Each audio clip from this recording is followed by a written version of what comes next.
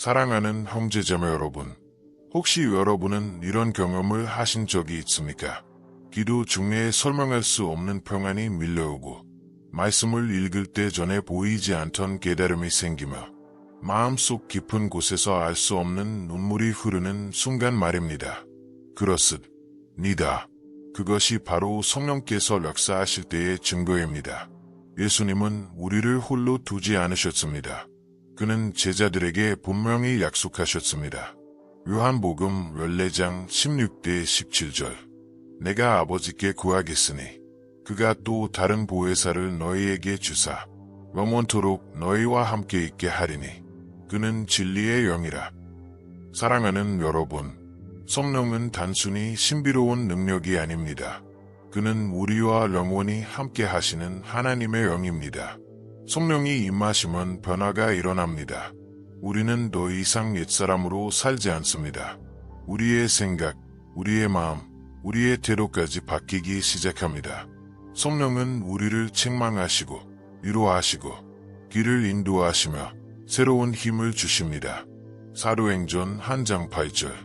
오직 성령이 너희에게 임하시면 너희가 권능을 받고 예루살렘과 온 유대와 사마리아와 땅 끝까지 이르러 내 증인이 되리라. 성령은 우리에게 단순한 위로만 주시는 분이 아니라 권능을 주시고 증인으로 세우시는 분입니다. 형제자매 여러분, 많은 신앙인들이 교회에 다니지만 성령의 역사를 경험하지 못하고 여전히 무기력하게 살아갑니다. 기도는 형식적이고 말씀은 지루하게만 느껴집니다. 그러나 성령이 임하시면 달라집니다. 죽어있던 영혼이 살아나고 굳은 마음이 녹아내리며 우리의 삶이 하나님께로 다시 불붙기 시작합니다. 성령께서 역사하시면 가장 먼저 일어나는 변화는 회개입니다. 죄가 죄로 보이기 시작하고 작은 잘못에도 마음이 찔리며 하나님 앞에서 눈물이 흐르기 시작합니다. 요한복음 16장 8절. 그가 와서 죄에 대하여, 의에 대하여, 심판에 대하여 세상을 책망하시리라. 성령은 우리를 정죄하기 위해 오신 것이 아닙니다. 우리로 하여금 죄를 깨닫고 다시 하나님께 돌아가게 하시는 분입니다. 사랑하는 여러분, 혹시 지금도 죄책감과 연약함 때문에 눌려 있습니까? 그렇다면 성령께서 이미 여러분의 마음을 두드리고 계신 것입니다. 그 부드러운 음성에 응답하십시오. 아침에 이렇게 기도해 보십시오. 주님, 성령께서 제 마음을 깨우시니 감사합니다. 제 죄를 깨닫게 하시고 회개하게 하소서. 저를 새롭게 변화시켜 주소서. 기억하십시오. 성령은 우리와 함께 하시는 보혜사입니다. 성령은 우리에게 권능을 주십니다. 성령은 죄를 깨닫게 하시고 회개로 이끄십니다. 주님, 오늘도 성령의 임재를 구합니다. 제 마음을 새롭게 하시고 제 영혼을 회개로 이끌어 주소서. 성령으로 다시 태어나게 하소서. 예수님의 이름으로 기도드립니다. 아멘. 오늘 이 말씀의 은혜가 되셨다면 댓글에 이렇게 남겨주십시오. 저는 성령의 변화로 새로워지길 원합니다. 여러분의 고백이 곧 성령의 역사를 여는 열쇠가 될 것입니다. 사랑하는 형제자매 여러분, 혹시 여러분은 마음이 늘 불안하고 흔들리십니까? 기도해도 걱정이 떠나지 않고 잠들기 전까지 두려움이 가득해 숨이 막히는 순간을 경험하신 적 있습니까? 그렇다면 오늘 말씀을 깊이 새기시길 바랍니다. 성령께서 임하시면 우리는 세상이 줄 수 없는 평안과 확신을 누리게 됩니다. 예수님은 제자들에게 이렇게 말씀하셨습니다. 펼쳐진 책 요한복음 14장 27절. 평안을 너희에게 끼치노니 곧 나의 평안을 너희에게 주노라. 내가 너희에게 주는 것은 세상이 주는 것 같지 아니하니라. 너희는 마음에 근심하지도 말고 두려워하지도 말라. 형제자매 여러분, 세상이 주는 평안은 잠시뿐입니다. 돈이 있으면 안심하다가도 잃으면 두려워집니다. 건강할 때는 웃지만 병이 오면 무너집니다. 그러나 성령께서 주시는 평안은 환경에 흔들리지 않는 평안입니다. 예수님이 십자가에 달리셨을 때 제자들은 두려움에 숨어 있었습니다. 그들은 문을 닫고 마음을 닫고 세상의 시선과 위협에 떨고 있었습니다. 그러나 오순절에 성령이 임하셨을 때 그들의 마음은 완전히 달라졌습니다. 더 이상 두려움이 아닌 확신과 담대함으로 가득했습니다. 사도행전 4장 31절. 빌기를 다함에 모인 곳이 진동하더니 무리가 다 성령이 충만하여 담대히 하나님의 말씀을 전하니라. 성령의 평안과 확신은 두려움을 몰아내고 믿음으로 살게 합니다. 한 자매는 늘 불안 속에 살았습니다. 경제적인 문제, 자녀의 미래, 건강에 대한 두려움 때문에 밤마다 잠을 이루지 못했습니다. 그러다 말씀 속에서 이런 구절을 읽게 되었습니다. 빌립보서 4장 6-7절. 아무것도 염려하지 말고 다만 모든 일에 기도와 간구로 너희 구할 것을 감사함으로 하나님께 아뢰라. 그리하면 모든 지각에 뛰어난 하나님의 평강이 그리스도 예수 안에서 너희 마음과 생각을 지키시리라. 그녀는 그날 이후 기도할 때마다 불안 대신 감사를 고백하기 시작했습니다. 주님, 여전히 문제가 있지만 감사합니다. 저를 지켜주심에 감사합니다. 놀랍게도 그녀의 마음은 점점 평안으로 채워졌습니다. 환경은 달라지지 않았지만 그녀의 영혼은 변했습니다. 성령의 평안이 임한 것입니다. 사랑하는 여러분, 혹시 지금도 마음이 불안하십니까? 그렇다면 오늘 밤 이렇게 기도하십시오. 주님, 제 마음에 성령의 평안을 주소서. 세상이 주는 평안이 아니라 주님만이 주실 수 있는 참 평안을 채워주소서. 제 영혼을 확신으로 붙드소서. 이 기도가 여러분의 마음을 새롭게 할 것입니다. 기억하십시오. 성령은 우리의 불안을 평안으로 바꾸십니다. 성령은 우리의 두려움을 확신으로 채우십니다.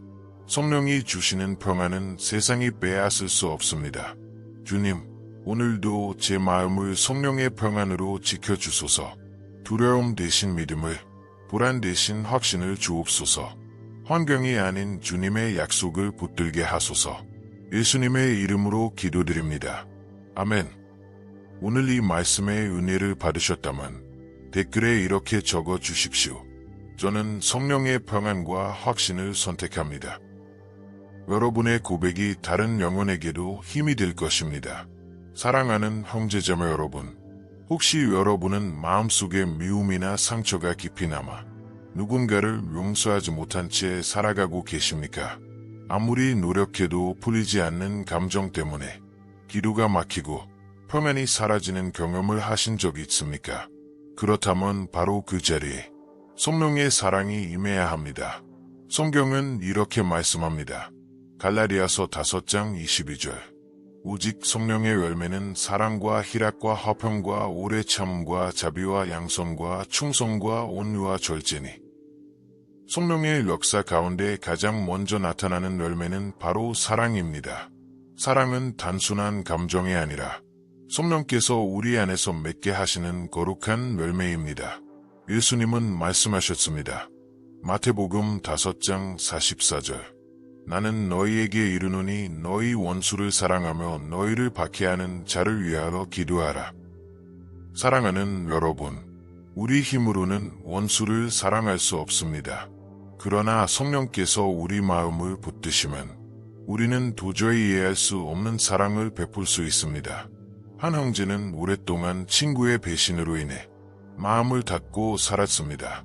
기도할 때마다 그 얼굴이 떠올라 눈물이 나고, 주님, 저는 저 사람을 절대 용서할 수 없습니다. 라고 고백했습니다.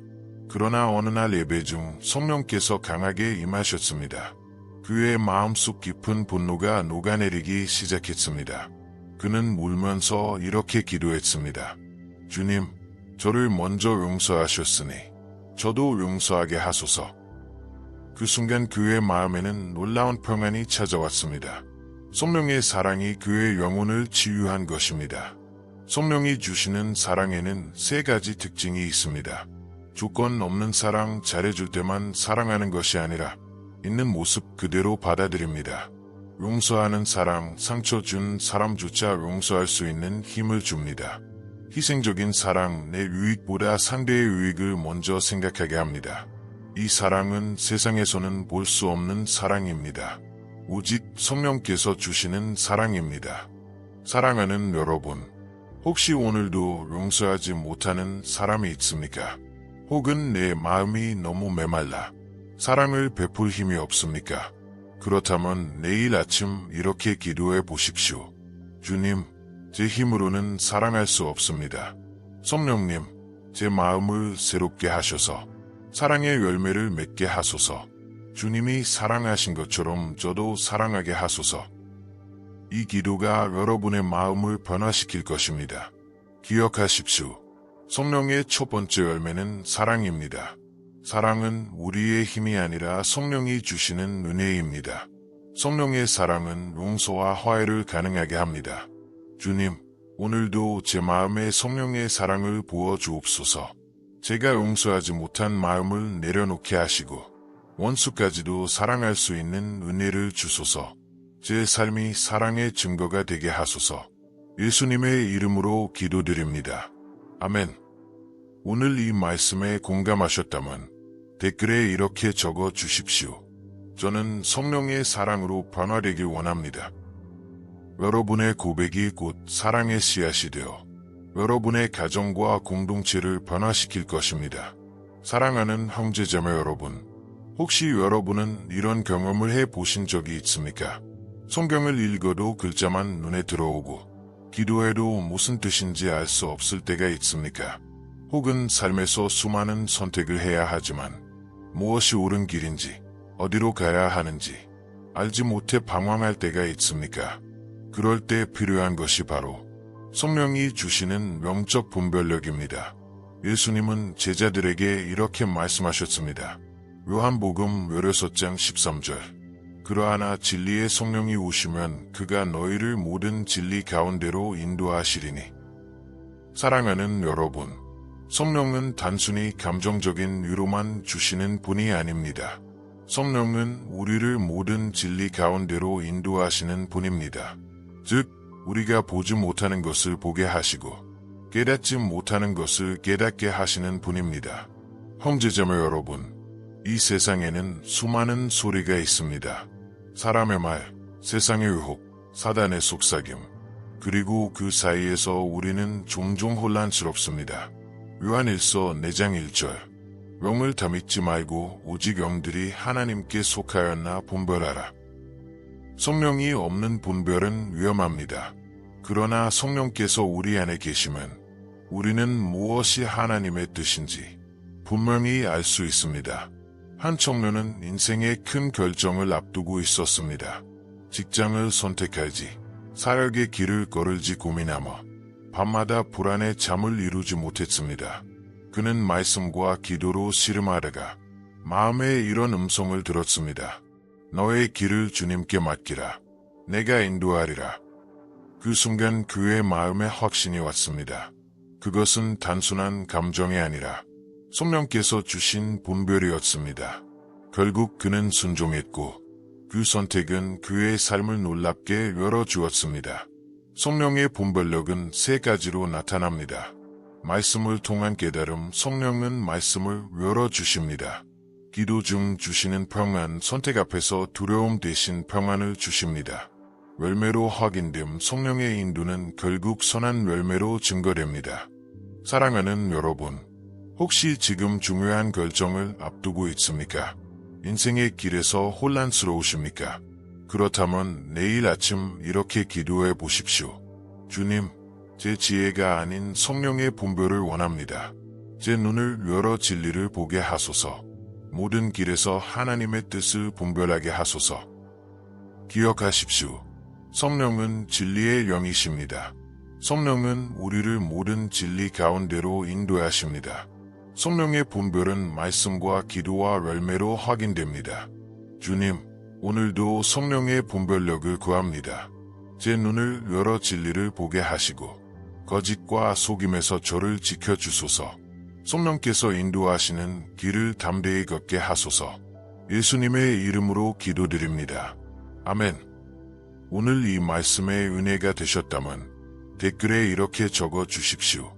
저는 성령의 분별력으로 살겠습니다. 여러분의 고백이 혼란을 이기는 믿음의 선언이 될 것입니다. 사랑하는 형제자매 여러분, 혹시 여러분은 믿음을 전하고 싶지만 두려움 때문에 입을 열지 못한 경험이 있습니까? 사람들의 시선, 비난, 거절이 두려워서 복음을 전하지 못하고 주저앉은 적이 있습니까? 그렇다면 오늘 말씀을 기억하십시오. 성령께서 임하시면 우리는 담대해지고 입을 열어 복음을 증거하게 됩니다. 예수님이 십자가에 달리셨을 때 제자들은 두려움의 문을 닫고 숨어 있었습니다. 그들의 마음은 두려움으로 가득 차 있었고 누군가 자신들을 알아볼까 떨고 있었습니다. 그러나 오순절 날 성령이 임하셨을 때 그들은 완전히 다른 사람들이 되었습니다. 사도행전 2장 4절, 그들이 다 성령의 충만함을 받고 성령이 말하게 하심을 따라 다른 언어들로 말하기를 시작하니라. 두려움에 갇혀있던 사람들이 성령의 능력으로 담대히 복음을 전하는 증인이 되었습니다. 특히 베드로는 예수님을 3번이나 부인했던 사람이었습니다. 그러나 성령이 임하자 그는 변했습니다. 사도행전 2장 14절, 베드로가 11사도와 함께 서서 소리를 높여 이르되 베드로는 더 이상 두려운 사람이 아니었습니다. 그는 예루살렘 사람들 앞에서, 심지어 자신을 죽일 수도 있는 권력자들 앞에서 예수 그리스도를 선포했습니다. 그의 담대함은 성령이 주신 것이었습니다. 성령이 주시는 담대함은 단순한 성격의 강함이 아닙니다. 그것은 두려움 속에서도 예수님을 부끄러워하지 않고 고백하는 힘입니다. 디모데후서 1장 7절, 하나님이 우리에게 주신 것은 두려워하는 마음이 아니요 오직 능력과 사랑과 절제하는 마음이니. 성령의 담대함은 능력, 사랑, 절제에서 나옵니다. 즉, 자기 과시가 아니라 하나님의 능력을 드러내는 용기입니다. 한 청년은 직장에서 늘 믿음을 숨기고 살았습니다. 사람들이 자신을 비웃을까 두려웠기 때문입니다. 그러나 어느 날 기도 중에 성령께서 강하게 임하셨습니다. 그의 마음에 이런 확신이 들었습니다. 너는 나의 증인이다. 두려워하지 말라. 그날 이후 그는 동료들과의 대화 중에 조심스럽게 자신의 신앙을 나누기 시작했습니다. 놀랍게도 그 대화는 조롱이 아니라 또 다른 동료의 눈물을 불러왔습니다. 나도 하나님을 알고 싶다. 그 순간 그는 깨달았습니다. 성령이 주신 담대함이 영혼을 살린다는 것을. 사랑하는 여러분, 혹시 여러분도 두려움 때문에 복음을 전하지 못하고 있습니까? 그렇다면 내일 아침 이렇게 기도해 보십시오. 주님, 저의 두려움을 성령의 담대함으로 바꾸어 주소서. 사람의 시선이 아닌 주님의 능력을 유지하게 하소서. 오늘 제 입술이 예수님을 증거하게 하소서. 기억하십시오.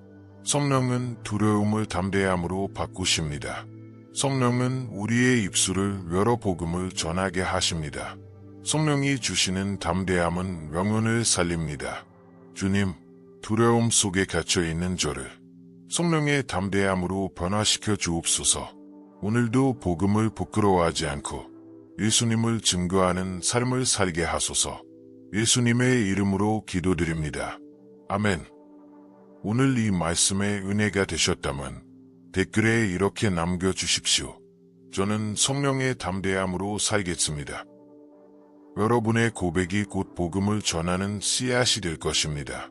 사랑하는 형제자매 여러분, 혹시 여러분의 기도가 때로는 습관처럼 의무처럼 느껴진 적이 있습니까?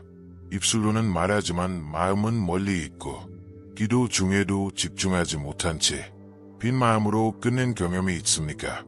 그렇다면 여러분은 혼자가 아닙니다. 많은 성도들이 같은 갈등을 겪습니다. 그러나 성령께서 임하시면 기도는 더 이상 형식이 아니라 불붙는 능력이 됩니다. 사도 바울은 이렇게 말했습니다. 로마서 8장 26절, 이와 같이 성령도 우리의 연약함을 도우시나니 우리는 마땅히 기도할 바를 알지 못하나 오직 성령이 말할 수 없는 탄식으로 우리를 위하여 친히 간구하시느니라. 사랑하는 여러분, 우리는 어떻게 기도해야 할지 모를 때가 많습니다.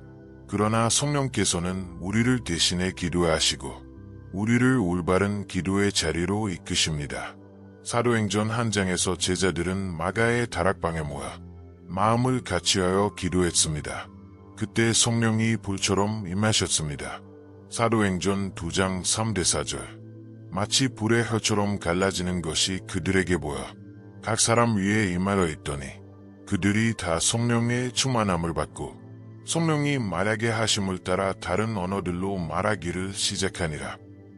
성령이 임하자 그들의 기도는 하늘을 흔드는 능력이 되었습니다. 기도에 불이 붙자 세상은 변화되기 시작했습니다. 한 성도는 오랫동안 기도가 지루하게만 느껴졌습니다. 그는 늘 몇 분 만에 기도를 끝내곤 했습니다. 그러나 어느 날 새벽 간절한 마음으로 무릎을 꿇을 때 갑자기 눈물이 쏟아지며 말로 설명할 수 없는 평안과 확신이 임했습니다. 그는 그날 처음으로 성령이 불붙이는 기도를 경험했습니다. 그 이후 그의 기도는 의무가 아니라 살아있는 호흡이 되었습니다. 성령이 붙여주시는 기도에는 3가지 특징이 있습니다.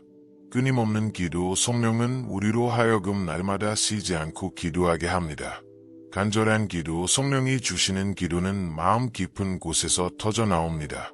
능력 있는 기도. 성령의 기도는 단순한 말이 아니라 하늘의 능력을 불러오는 기도가 됩니다. 사랑하는 여러분, 혹시 여러분의 기도가 식어버렸습니까?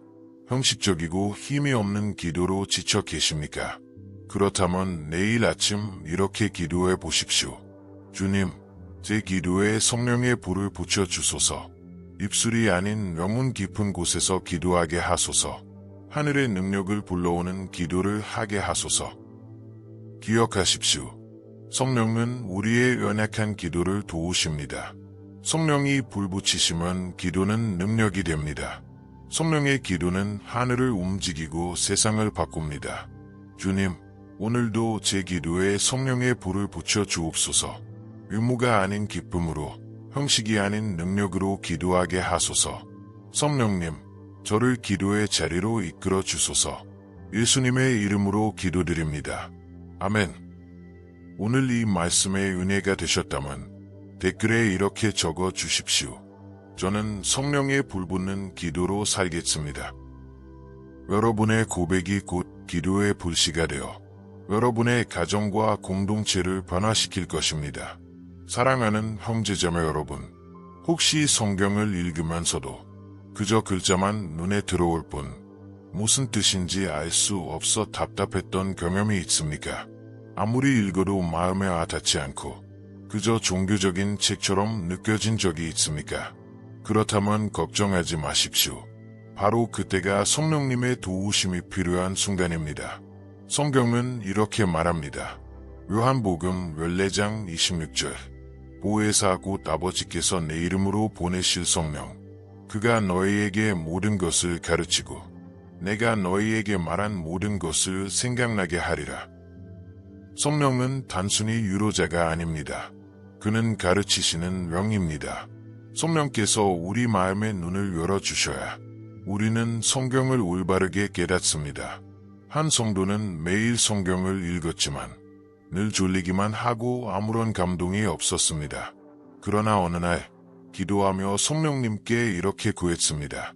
성령님, 제 눈을 열어주십시오. 말씀 속에서 주님의 음성을 듣게 하소서. 그 순간 있던 구절이 갑자기 빛처럼 다가왔습니다. 시편 119편 대9절. 주의 말씀은 내 발의 등이요 내 길의 빛이니이다. 그는 그날 이후 성경을 읽을 때마다 단순한 글자가 아니라 자신의 삶을 비추는 빛으로 경험하게 되었습니다. 성령이 말씀을 새롭게 열어주신 것입니다. 성령이 말씀을 깨닫게 하시면 3가지 특징이 나타납니다. 개인적인 적용, 같은 구절이라도 내 상황에 맞는 깨달음을 줍니다. 살아있는 능력, 단순한 정보가 아니라 마음을 찌르고 변화시키는 능력이 됩니다. 순종의 결단, 말씀을 들을 뿐 아니라 실천하고자 하는 마음이 생깁니다. 히브리서 4장 12절. 하나님의 말씀은 살아있고 활력이 있어 좌우에 날선 어떤 검보다도 예리하여 혼과 령과 및 관절과 골수를 찔러 쪼개기까지 하며 또 마음의 생각과 뜻을 판단하나니. 사랑하는 여러분, 성령께서 주시는 깨달음은 단순히 아는 것에 머물지 않습니다. 그 깨달음은 곧 지혜로 이어집니다. 지혜는 단순한 지식이 아닙니다. 지혜는 하나님의 뜻에 따라 올바르게 선택하고 살아가는 능력입니다. 야고보서 1장 5절. 너희 중에 누구든지 지혜가 부족하거든 모든 사람에게 후히 주시고 꾸짖지 아니하시는 하나님께 구하라. 그리하면 주시리라. 성령의 깨달음을 받은 사람은 인생의 길에서 올바른 결정을 내릴 수 있습니다. 사랑하는 여러분, 혹시 지금 성경이 어렵고 멀게 느껴지십니까? 혹은 삶의 갈림길에서 어떤 길을 가야 할지 혼란스럽습니까? 그렇다면 내일 아침 이렇게 기도해 보십시오. 성령님, 제 눈을 열어주셔서 말씀을 깨닫게 하소서. 단순히 아는데 그치지 않고 지혜로 살아가게 하소서. 제 길을 말씀으로 인도하소서. 기억하십시오. 성령은 말씀을 가르치시고 깨닫게 하십니다. 성령이 주시는 말씀은 살아있는 능력입니다. 말씀의 깨달음은 지혜의 삶으로 이어집니다. 주님, 오늘도 성령의 조명으로 말씀을 깨닫게 하소서. 제 길을 밝히시는 등불로 삼게 하시고 지혜로 살아가게 하소서. 예수님의 이름으로 기도드립니다. 아멘. 오늘 이 말씀의 은혜가 되셨다면 댓글에 이렇게 적어 주십시오. 저는 성령의 말씀의 깨달음으로 살겠습니다. 여러분의 고백이 곧 지혜의 문을 여는 열쇠가 될 것입니다. 사랑하는 형제자매 여러분, 혹시 여러분은 이런 생각을 해본 적이 있습니까? 나는 신앙생활을 오래 했지만 과연 내 삶은 다른 사람들에게 어떤 영향력을 주고 있을까? 교회에 다니고 예배를 드리고 말씀을 듣지만 주변 사람들은 나를 통해 예수님의 향기를 맡고 있을까요? 성령께서 우리 안에 역사하실 때 우리는 반드시 열매 맺는 삶으로 변화됩니다. 그리고 그 열매는 주변 사람들에게 강력한 영향력을 끼치게 됩니다. 사도 바울은 갈라디아서에서 이렇게 말씀합니다. 갈라디아서 5장 22대 23절. 오직 성령의 열매는 사랑과 희락과 화평과 오래 참음과 자비와 양성과 충성과 온유와 절제니 이 같은 것을 금지할 법이 없느니라. 사랑하는 여러분, 성령의 열매는 단순한 덕목이 아닙니다. 그것은 우리 안에 성령이 살아계신 증거입니다. 나무가 뿌리 내리고 자라면 반드시 열매를 맺듯이 성령이 임하신 사람은 반드시 열매를 맺습니다. 마태복음 7장 16절. 그들의 열매로 그들을 알지니. 우리의 믿음은 말로만 증명되지 않습니다. 삶의 열매로 드러납니다. 사랑 없는 신앙은 공허합니다. 기쁨 없는 신앙은 무겁습니다. 화평 없는 신앙은 분쟁만 남깁니다.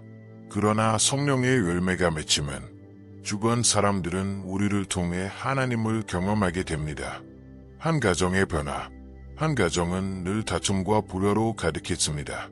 남편은 늘 화를 내고 아내는 늘 상처받은 말을 했습니다. 그러나 아내가 먼저 성령의 역사 속에 변화되었습니다. 그녀는 기도 중에 성령님의 음성을 들었습니다. 사랑으로 대하라. 온유함으로 섬기라. 그녀는 즉시 실천하기 시작했습니다.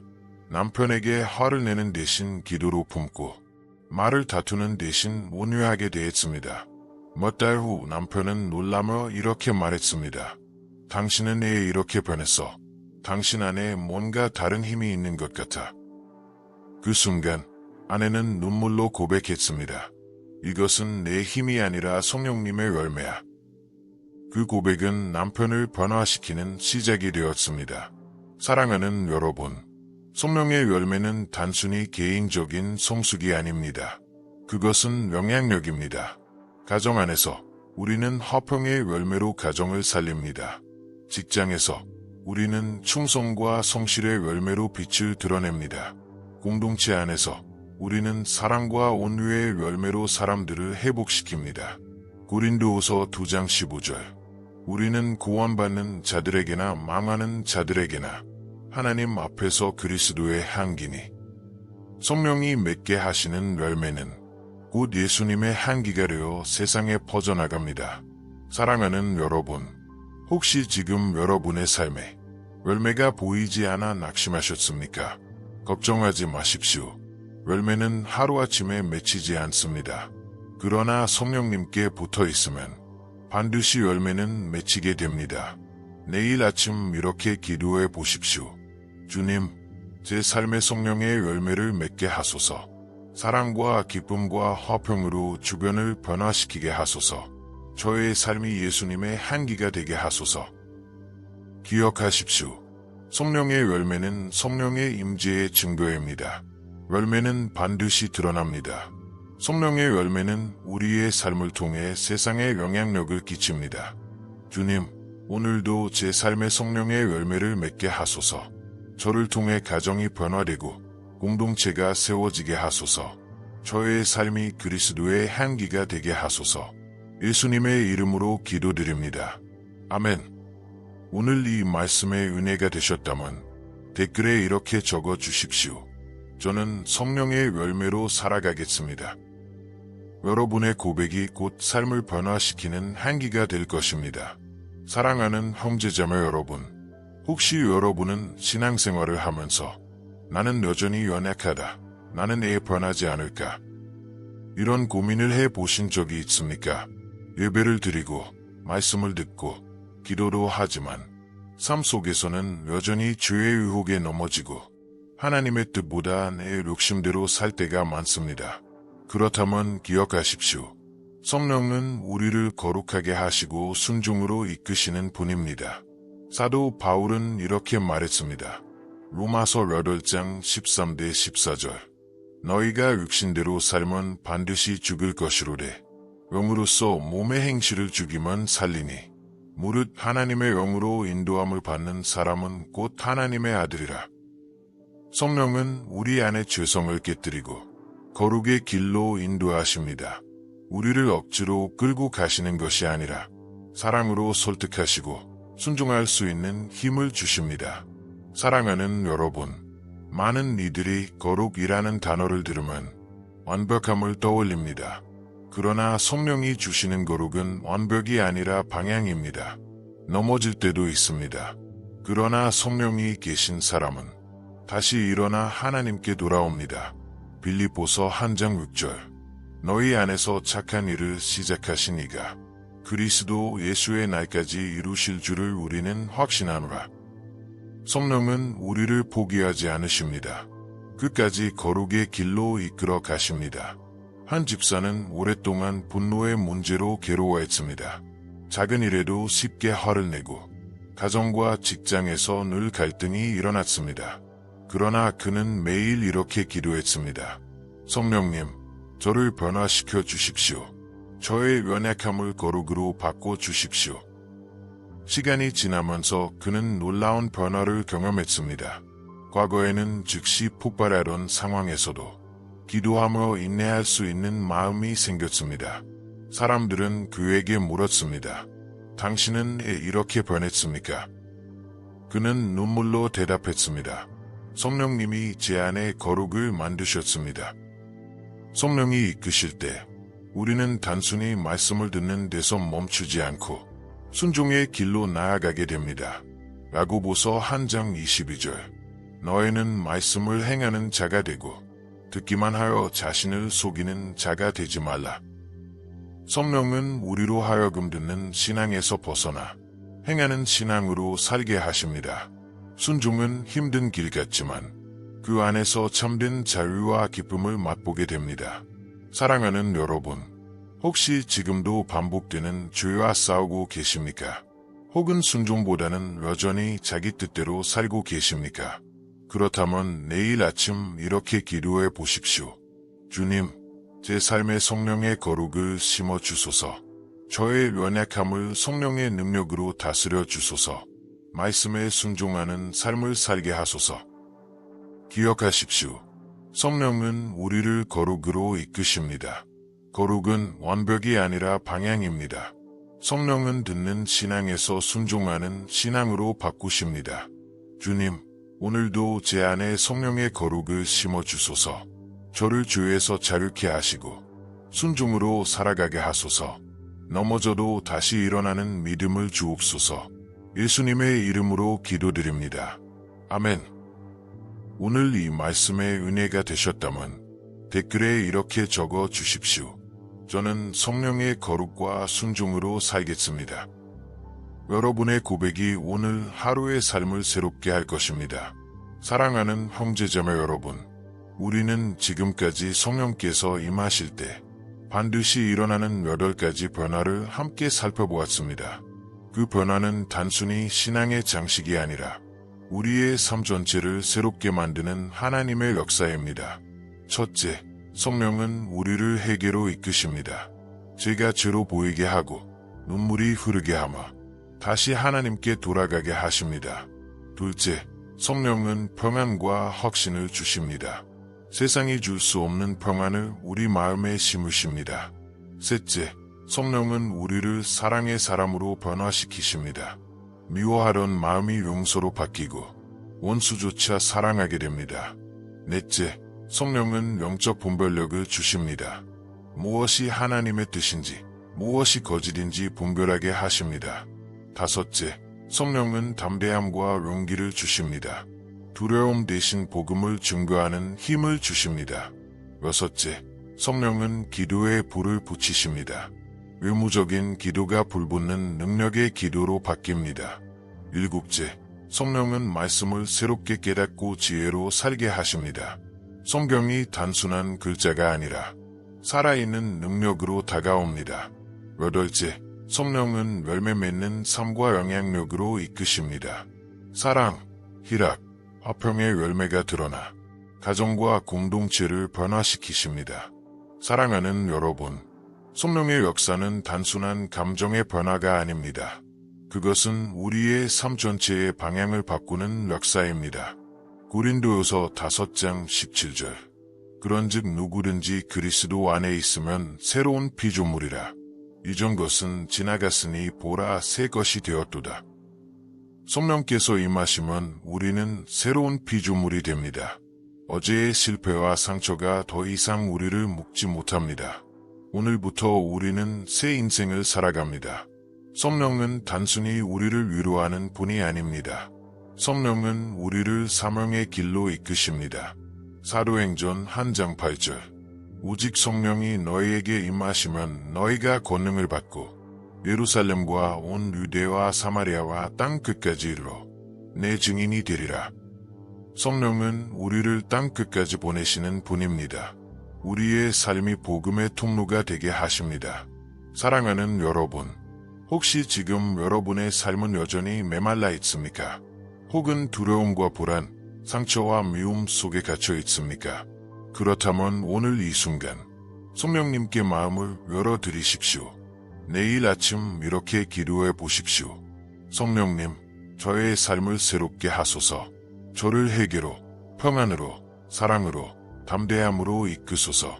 제 인생 전체가 성령의 열매로 가득 차게 하소서. 기억하십시오. 성령은 우리를 새롭게 하십니다. 성령은 우리의 삶을 변화시키십니다. 성령은 우리를 사명자로 세우십니다. 주님, 오늘도 성령의 8가지 변화를 제 삶에 이루어 주옵소서. 제가 새로운 피조물로 살게 하시고 복음을 전하는 증인으로 서게 하소서. 제 인생이 성령의 열매로 가득 차게 하소서. 예수님의 이름으로 기도드립니다. 아멘. 오늘 이 말씀에 마음이 뜨거워지셨다면 댓글에 이렇게 고백해 보십시오. 저는 성령의 변화로 새 인생을 살겠습니다. 여러분의 고백이 곧 성령의 불씨가 되어 삶 전체를 새롭게 할 것입니다.